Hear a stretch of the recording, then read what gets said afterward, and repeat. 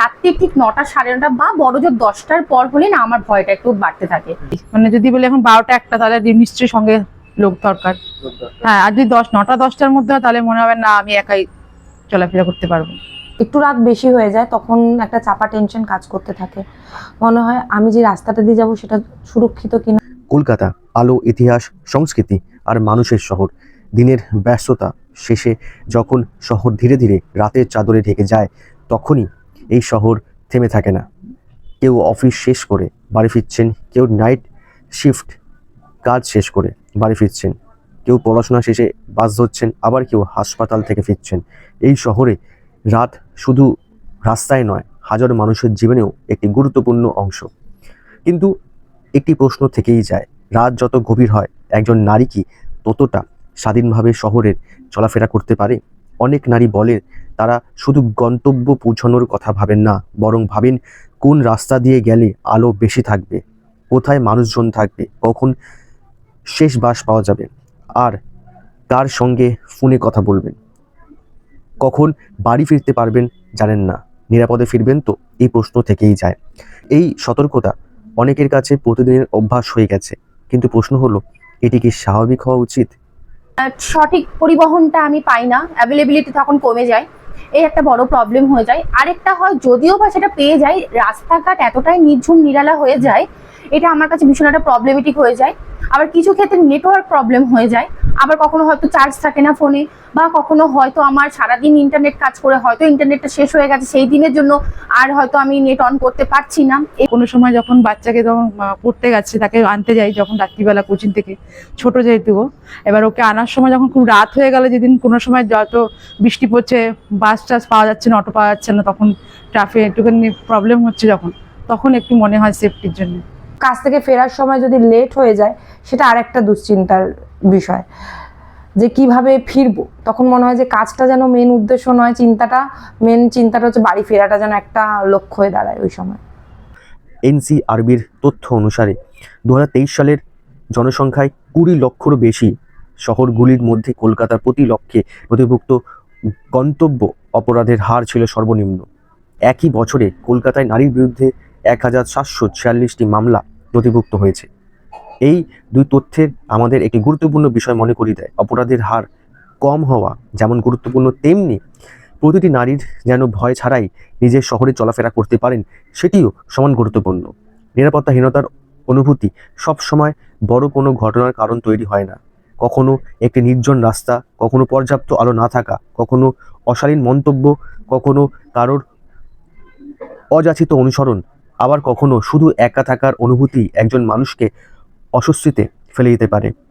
এইসব অভিজ্ঞতার অনেকগুলোই হয়তো কখনো কখনো থানায় অভিযোগ হিসাবে নথিভুক্ত হয় না, কিন্তু সেগুলো একজন নারী মনে এমন এক অদৃশ্য ভয় তৈরি করে যা তার প্রতিদিনের সিদ্ধান্তকে প্রভাবিত করে। অনেকেই সময় বদলে ফেলেন, রাস্তা বদলে ফেলেন, একা বের হওয়ায় এড়িয়ে চলে, এমনকি প্রয়োজনীয় কাজও পিছিয়ে দেন। তাহলে প্রশ্ন হলো কেন একজন নারীকে প্রতিদিন নিজের নিরাপত্তার হিসাব কষে চলতে হবে? কেন রাত বাড়লেই তার স্বাধীনতার জায়গায় দখল করে নেয় সতর্কতা? বাস হচ্ছে এমন একটা জায়গা, প্রথমত স্পেসটা ভীষণ ছোট, আর যেহেতু মানে কন্ট্রাক্টরদের একটা স্বভাব আছে যে তারা মানে মানুষের কি পরিস্থিতি সেটা চিন্তা করে না, তারা চিন্তা করে তাদের আর্নিংটা কিভাবে হবে। তাতে একদম মানে যতটা পারবে ঠেসে গাদারিং করে লোক ঢুকিয়ে নিচ্ছে, মানে মেল ফিমেল কোনো চিন্তা করে না যে একটা ফিমেলের কতটা সেটা প্রেস্টিজিয়াস হতে পারে বা কতটা প্রবলেম হতে পারে, তারা সেটা চিন্তা করে, তাদের টাকাটা নিয়ে দরকার আর কি। ঠিক আছে, এইটা আমার কাছে হয়, কারণ সেখানে অনেক মেল পার্সন থাকে যারা ফিমেলদেরকে সম্মান করে না, ব্যাড ভাবে টাচ করে, এদিক ওদিক বিহেভ করে, হ্যাঁ গায়ে ধাক্কা দিয়ে আসে। এই জিনিসগুলো আমার ভীষণ ভয়ের, প্লাস আমি এগুলো খুব আনইজি ফিল করি। হ্যাঁ, খুব ভিড় বাসে মনে হয় যখন কিছু কিছু জেন্টস পার্সনরা যেগুলো একটু টাকানোগুলো একটুখানি অন্যরকম, বিহেভগুলো একটু টাকানো, তাদের লুকিংগুলো একটু অন্যরকম, তখন একটু মনে হয় নিরাপত্তা আছে কিনা। আর নিজস্ব একটা ব্যক্তিগত তো জায়গা থাকে না পাবলিক ট্রান্সপোর্টে, সেক্ষেত্রে গায়ের কাছে ভীষণভাবে দাঁড়িয়ে থাকা, এগুলো সম্মুখীন হতে হয়, যে ধাক্কা ধাক্কি এই ব্যাপার স্যাপারগুলো তো থাকে। আমি একবার রাতে আমি টিউশন ক্লাস থেকে বাড়ি ফিরছি, তারপরে কি যে ড্রাঙ্ক অবস্থায় যদি আমরা একা ফিরি, নোংরা অশ্রাব্য গালিগালাজ করে বা নোংরা ইঙ্গিত ইশারা করে বা পিছনে হয়তো ধাওয়া করলো, আমার এই জিনিসগুলো প্রচন্ড ভয় লাগে। না অবশ্যই, তখন আমি প্রথমত নিজে প্রতিবাদ করার চেষ্টা করি, বা লোকালি আশপাশে আমার যারা থাকেন তাদেরকে আমি ডাকি, বা তাদের থেকে আমি হেল্প নেওয়ার চেষ্টা করি। প্রথম প্রথম চুপ করে থাকতাম, জিনিসগুলো যতদিন চুপ করেছিলাম আরো বেশি আস্তে আস্তে বাড়তে থাকে প্রতিবাদ না করলে। এখন এখন সরাসরি বলে দিই, একটু সরে দাঁড়ান। সিসিটিভি ভীষণ ভীষণ ইম্পর্টেন্ট, আমি তো মনে করি আমার জন্য ভীষণ ইম্পর্টেন্ট। তার কারণ এই যে অন্যায়কারীরা যে অপরাধগুলো করছে, তাদের প্রত্যেকটা অপরাধ যে সিসিটিভিতে ক্যাপচার হচ্ছে, এবং তারা যখন পরবর্তীতে সেই ফুটেজগুলো চেক করবে কোনো প্রশাসনিক ইসে থেকে, তখন তাদের এই অপরাধগুলো তাদের কাছে ধরা পড়বে, তাতে এতে অপরাধের পরিমাণটাও কমতে পারে। আমি মনে করি নিরাপদ জায়গা হচ্ছে মেট্রো। কারণ কি, মেট্রোর মধ্যে প্রথমত হচ্ছে সিসিটিভি ফুটেজ থাকে, সেখানে গার্ডসরা থাকে, প্রত্যেকটা স্টেশনে গার্ডস থাকে। কোনো প্রবলেম হলে সেখানে এতটাই পরিমাণে সিসিটিভি থাকে যে সেখানে যদি কেউ অন্যায় করে বা কোনো ভুল মন্তব্য করে, সেটা সবটাই ক্যাপচার হচ্ছে। আমার এই জিনিসগুলো ভীষণ, মানে আমি খুব সেফ মনে করি ইসেতে, আমি মেট্রোতে।